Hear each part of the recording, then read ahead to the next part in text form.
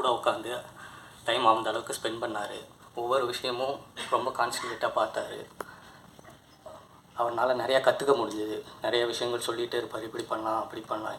ஏன்னா இந்த படத்தில் பார்த்தீங்கன்னா 90% சிஜி யூஸ் பண்ணியிருக்கோம். அதனால் எடிட்டிங் ரொம்ப டஃப்பாக இருக்கும். அதனால் கூட உட்காந்து இது பண்ணலாம், இப்படி பண்ணலாம், சிஜிக்கு இதுக்கு தகுந்த மாதிரி பண்ணலான்னு ஒவ்வொரு விஷயம் நிறையா கற்றுக் கொடுத்துருக்காரு. நிறையா லேர்ன் பண்ணியிருக்கேன் அவர்கிட்ட இருந்து. படம் ரொம்ப சூப்பராக வந்திருக்கு. நீங்கள் தேட்டரில் பார்க்கும்போது ஒரு டிஃப்ரெண்ட் எக்ஸ்பீரியன்ஸாக இருக்கும் இந்த படத்தை. இந்த ஃபங்க்ஷனுக்கு வந்திருக்க பத்திரிகையாளர்களுக்கும் சிறப்பு விருந்தினர் வந்திருக்க தனஞ்சயன் சார் அவர்களுக்கும் என்னோட இன்னொரு அப்பா மாதிரி அப்பா ஜீவா ரவி சார். ஏன்னா நிறைய இடத்துல அவர் கூட நான் அதிகமாக கான்டாக்டில் இல்லை, பட் அமர் மூலமாக தான் அவர்கிட்ட பேசுவேன். நிறைய இன்ஃபர்மேஷன்ஸ் கொடுப்பாரு. ஸோ அவருக்கும் என்னோட நன்றியை தெரிவிச்சுக்கிறேன். இந்த படத்தில் பார்த்தீங்கன்னா கிட்டத்தட்ட 1200 விஎஃப்எக்ஸ் ஷாட் இருக்குது. ஸோ ஒன்று அதாவது ஒரு நார்மலாக ஆக்சுவலி ஒரு சின்ன படம் பார்க்கும்போது ஒரு சின்ன எக்ஸ்பீரியன்ஸை சொல்கிறேன். இது என்னோடய பெர்ஸ்பெக்டிவில் சொல்கிறேன். என்னென்னா ஃபஸ்ட்டு நான் மணி பிரதர்கிட்ட கதை சொல்லும்போது 2 கதை சொல்லியிருந்தேன். ஒன்று ஒரு அப்பார்ட்மெண்ட்லேயே நடக்கிற மாதிரி ஒரு க்ரைம் த்ரில்லர் மாதிரி சொல்லியிருந்தேன். இன்னொன்று இந்த சதுர் படத்தை தான் சொல்லியிருந்தேன். சாரி, எனக்கு கொஞ்சம் நர்வஸ், தப்படுத்துக்க வேண்டாம்.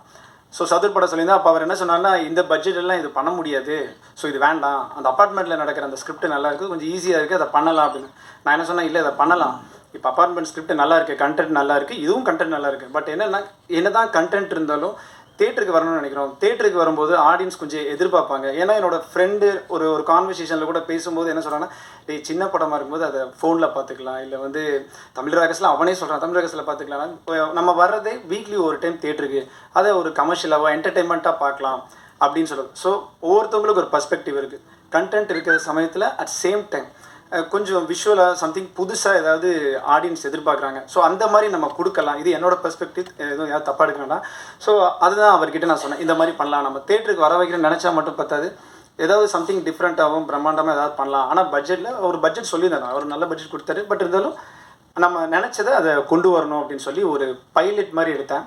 அந்த பைலட் எடுத்து அவர்கிட்ட காட்டும்போது அவர் கான்ஃபிடென்ட் ஆகிட்டார். ஏன்னா நிறைய பேர் அவர்கிட்ட கம்ப்ளைண்ட் பண்ணாங்க, அதெல்லாம் முடியாது, அவன் பாட்டுக்கு வேர்ல்டு வார்னு சொல்கிறான், ஆள் கடலுக்குள்ளே போகிறேன்றான், ஃப்ளைட் சென்டர்னு சொல்கிறான், ஃப்ளைட்டு காணாமல் போகுதுன்னு சொல்கிறான், ஒரு அபாண்டன் ஹவுஸ்க்குள்ளே ஸ்டண்ட்டுன்னு சொல்கிறான், இதெல்லாம் யாரும் பண்ண முடியும் அப்படின்னு எல்லோரும் அவங்ககிட்ட சொல்லும்போது அவரும் லைட்டாக டவுட் ஆனாலும் அந்த பைலட்டை பார்த்ததுக்கப்புறம் அவர் ரொம்ப நம்ப ஆரம்பிச்சார். அதுக்கப்புறம் நான் எடுக்கிற மேக்கிங்லாம் பார்க்கும்போது அப்புறம் மேலிங்கிலையும் பார்ப்பார், இவன் உண்மையாகவே இதை எடுக்கிறானா, அதை கரெக்டாக வருமா, ஏதோ உட்காந்து காருக்குள்ளே ஏதோ பண்ணிகிட்டு இருக்கானுங்க, இவன் ஏதோ பெரிய ஃபேக்ட்ரின்றான், அந்த ஃபேக்ட்ரிக்குள்ளே இப்படின்றான் அப்படின்றான், ஒன்றுமே இதை என்னை ஒரு டைம் கூப்பிட்டு கேட்டார், என்னங்க நிறையா ஒரு விதமாக சொல்கிறீங்க, ஃபேக்ட்ரிக்குள்ளே ஸ்டண்ட்டு, ஒரு அபாண்டன் இது, அதுவும் கார் சேசிங் ரோட்லேயே பண்ண முடியாது, நீங்கள் ஒரு ஃபேக்ட்ரிக்குள்ளே பண்ணுன்றீங்க, எப்படி இல்லை சார், சிஜி தான், பட் உங்களுக்கு விஷுவலாக பார்க்கும்போது நல்லா இருக்கும் அப்படின்னு சொல்லி அதுக்கப்புறம் நான் அவர்கிட்ட அவுட்டு காட்டும்போது தான் நம்புகிறேன். ஏன்னா நிறைய பேர் அவர்கிட்ட அதை சொல்லுவாங்க. அப்பார்ட் ஃப்ரம் அதுக்கப்புறம் பார்த்திங்கன்னா இந்த படத்தில் ப்ளஸ் பார்த்திங்கன்னா ஆல்ரெடி சொன்ன மாதிரி தான் கிட்டத்தட்ட 1250 விஎஃப்எக்ஸ் ஷாட்ஸ் இருக்குது. அதுக்கப்புறம் ஒரு அபாண்டன் ஹவுஸ், ஒரு ஃபேக்ட்ரிக்குள்ளே ஒரு கார் சேசிங் இருக்குது. கண்டிப்பாக அது எல்லாருக்கும் பிடிக்கும்னு நினைக்கிறேன். ஏன்னா அதுக்கு ரொம்ப ரிஸ்க் எடுத்து பண்ணியிருக்கோம்.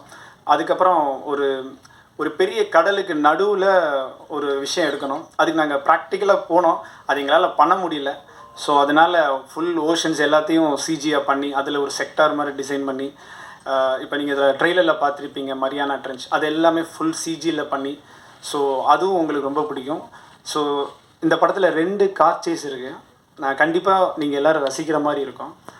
ஸோ நிறையா விஷயம் புதுசாக ட்ரை பண்ணியிருக்கோம். அதுக்கப்புறம் பார்த்திங்கன்னா ஒரு 10 மினிட்ஸ் இந்த படத்தில் ஹிஸ்டாரிக்கல் போர்ஷன் வருது, 12 மினிட்ஸ் வருது.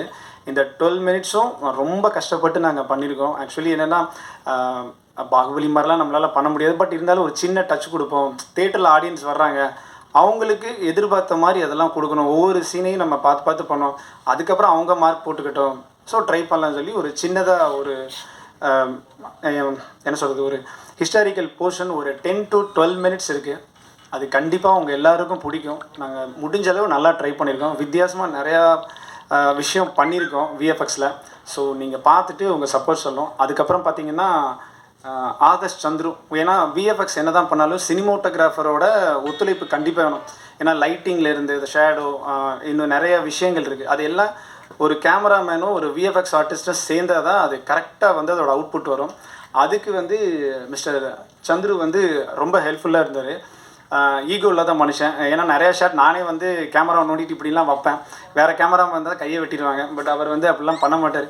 என்ன வேணும் சொல்லுங்கள் அப்படின்னு சொல்லி கேட்டு ஒன்றும் பொறுமையாக இருந்து என்னோடய விஷயம் என்னென்னு பொறுமையாக கேட்டு அதுபடி எனக்கு ஏற்ற மாதிரி எடுத்து கொடுப்பாரு. ஸோ அந்த கிரெடிட்ஸ் எல்லாமே பார்த்திங்கன்னா மிஸ்டர் சந்துருவை தான் போய் சேரும். அதுக்கப்புறம் பார்த்திங்கன்னா ஆதர்ஷ் சந்திரசேகர்.